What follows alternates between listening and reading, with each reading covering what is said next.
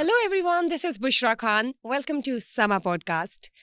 आज political, international, national, sports, lifestyle के बारे में बिल्कुल बात नहीं होगी. आज मैं एक ऐसे बर्निंग इशू पे बात करूंगी जो कि पूरी दुनिया में कॉमन है और वक्त के साथ साथ कॉमन होता जा रहा है.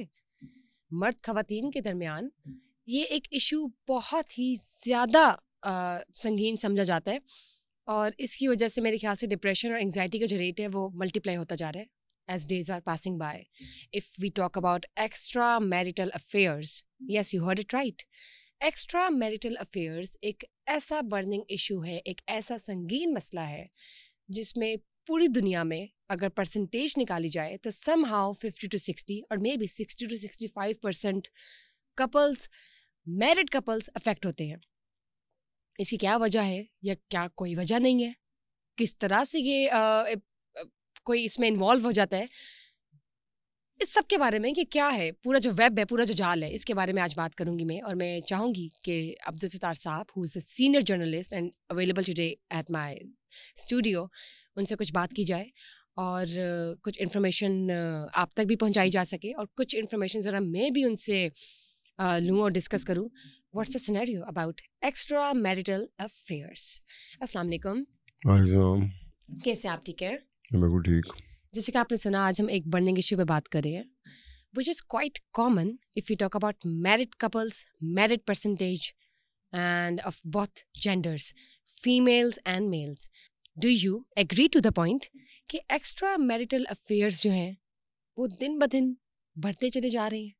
अगर पाकिस्तानी सोसाइटी को लो और वेस्ट की सोसाइटीज़ को लो तो दोनों सोसाइटीज़ में फ़र्क किस चीज़ का है? दोनों सोसाइटीज़ में फ़र्क ये है कि उन सोसाइटीज़ में क्लैरिटी आ चुकी हुई है. हमारी जो सोसाइटी है, पाकिस्तान की जो सोसाइटी है, इसमें क्लैरिटी नहीं है, इसमें अच्छी खासी कन्फ्यूजन है.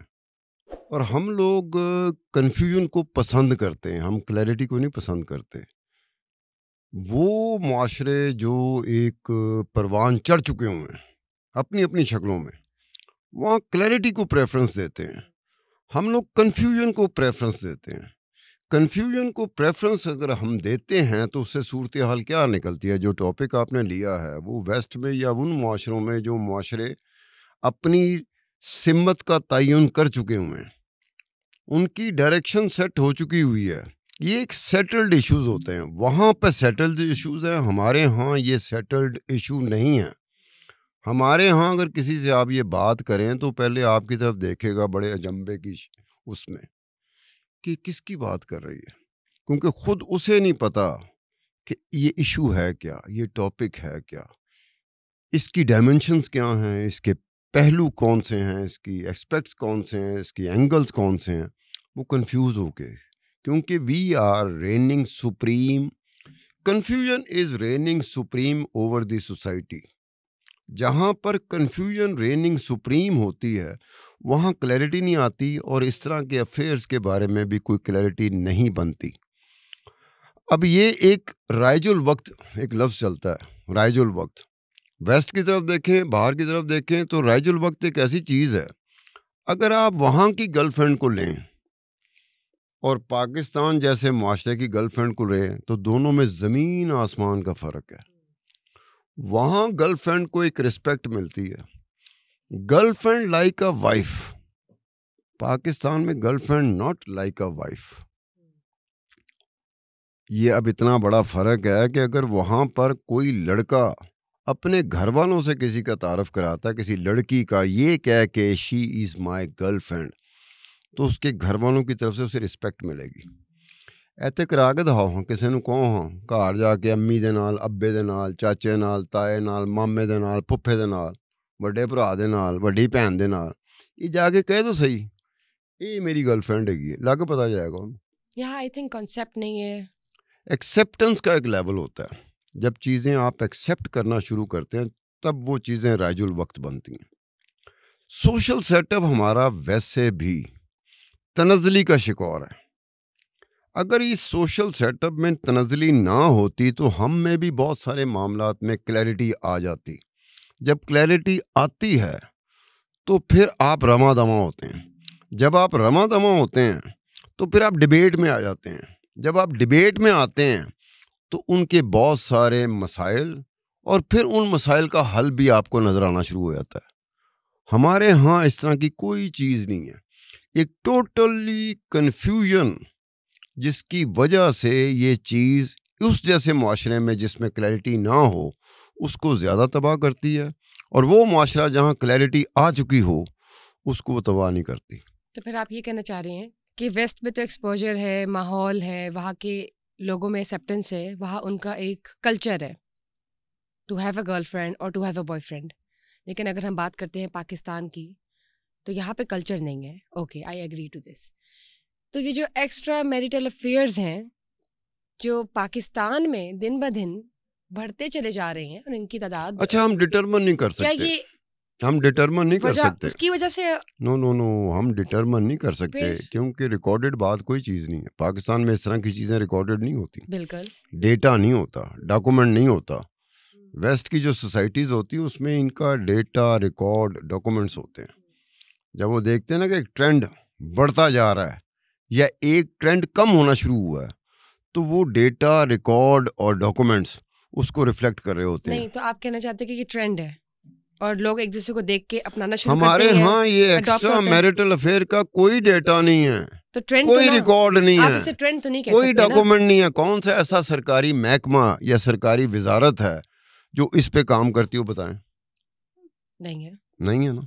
बाहर की दुनिया में महकमे होते हैं, वजारतें होती हैं, डिपार्टमेंट होते हैं जो इस पे काम कर रहे होते हैं। प्रॉपर सब्जेक्ट्स होते हैं कि how to deal with relationships और हाउ अब टू आप हैव कहते हो ना कि रिलेशनशिप्स। पब्लिक, हम लोग कहते हैं चीज़ें पब्लिक करना। पाकिस्तान में चीज़ें पब्लिक नहीं होती। पाकिस्तान में तो वो चीज़ें पब्लिक नहीं होती जिसमें एक रत्ती भर भी शुबा नहीं होता कि ये डैमेज करेगा पाकिस्तान को।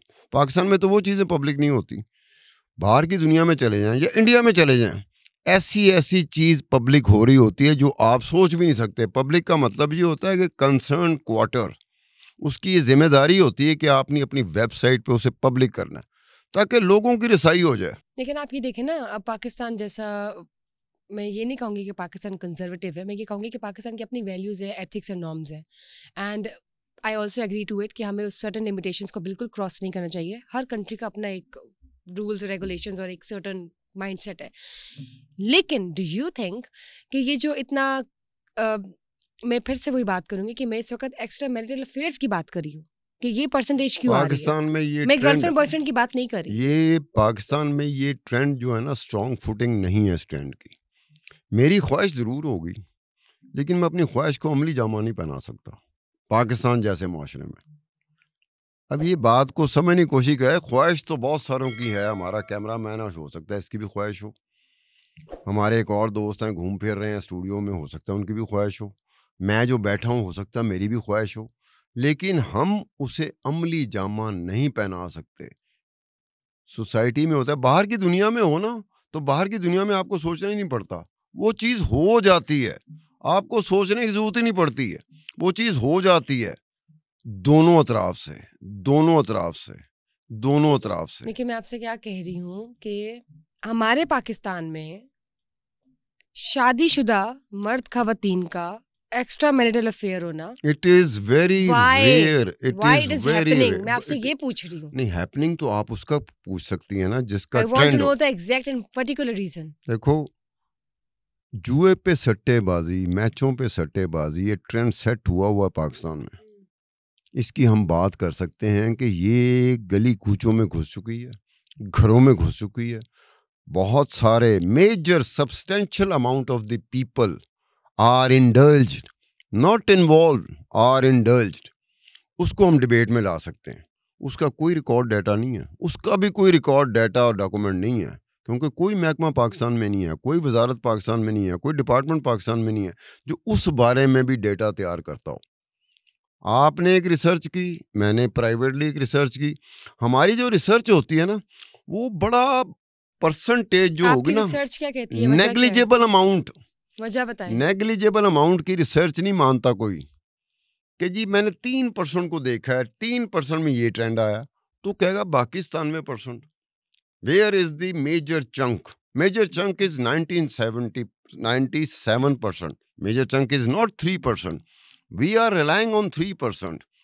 बड़ी माइन्यूट होती है, इसको किसी दुनिया में अगर किसी भी जगह पे जाके कोई प्लेटफॉर्म इसे एक्सेप्ट नहीं करता, वो पहली बात ये कहेगा यार आपने तो 3% पे की है, where is the rest of the 97%। तो पाकिस्तान जैसे मुआशरे में हम अपनी जगह पे बैठ के, मैं अपने घर में बैठ के, एक दो मिसालें मेरे सामने आ जाएंगी, मैं बात करूंगा, उसके अलावा मैं बात पूरी अथॉरिटी के साथ, रिलायबिलिटी के साथ, कंफर्मेशन के साथ नहीं कर सकूंगा। बाहर का आप कर सकते हैं, इंग्लैंड में होता है, अमेरिका में होता है, जर्मनी में होता है, स्वीडन में होता है कि ये जो लड़कियां हैं ये 16 साल की उम्र को पहुंच के, 17 साल की उम्र को पहुंच के ये हरकतें क्यों कर रही हैं जो उनको 18 साल की उम्र में पहुंच के करना चाहिए। वहाँ रिसर्च भी होती है, डिबेट भी होती है, सोसाइटी डिस्कस भी कर रही होती है, फैमिली लेवल पे भी डिस्कस हो रहा होता है और नेशनल लेवल पे भी डिबेट में आ रही होती है। फिर इदारे उसमें रिसर्च कर रहे होते हैं, फिर उसकी वजूहात को ट्रेस किया जाता है, फिर उसकी वजूहात मिलती हैं कि ये वजूहात हैं, ये कंट्रीब्यूटिंग फैक्टर हैं जिसकी वजह से ये हुआ। एक मिनट, आप कह रहे हैं कि आपने जो रिसर्च की हुई है, मैंने कौन सी रिसर्च की है? वो 3% है और वो नहीं मैंने कहा 3% होता है जिसको कहते हैं ना नेग्लिजिबल अमाउंट, 3%। अब 3% को कहाँ मिलेगा? कोई इदारा, you don't have any reason to explain it right now, right? यार you don't have the trend here. Any certain suggestions or any certain यार certain suggestion ऐसा हो सकता है या नहीं? certain suggestion में देखो, ये बात कर रही हूँ मैं अब ये कैमरे वाला है, इसका नाम चीमा है, क्या है, चट्ठा है, क्या नाम है इसका? अब मुझे नहीं पता कि इसके ख्यालात क्या हैं, ये चाहता क्या है। बाहर की दुनिया में जो वेस्ट होता है ना, हम वेस्ट की मिसाल ले रहे हैं, वेस्ट में सारा यूरोप भी आ जाता है, अमेरिका भी आ जाता है, बरतानिया भी आ जाता है, और भी ममालिक आ जाते हैं।